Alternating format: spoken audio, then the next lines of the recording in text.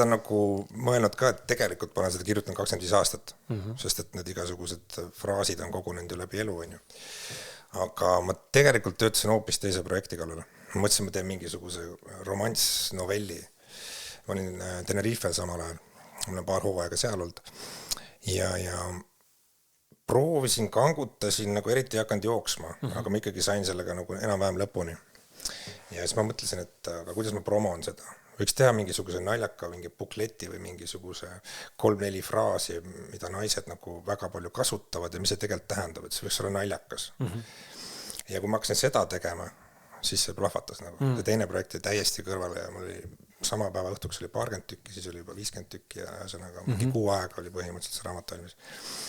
Nii et vahest ikkagi juhtub nii, et loomes on ju, et tegeled mingi vale asjaga ja siis plahvatab on ju, ja siis see võtab niimoodi üle.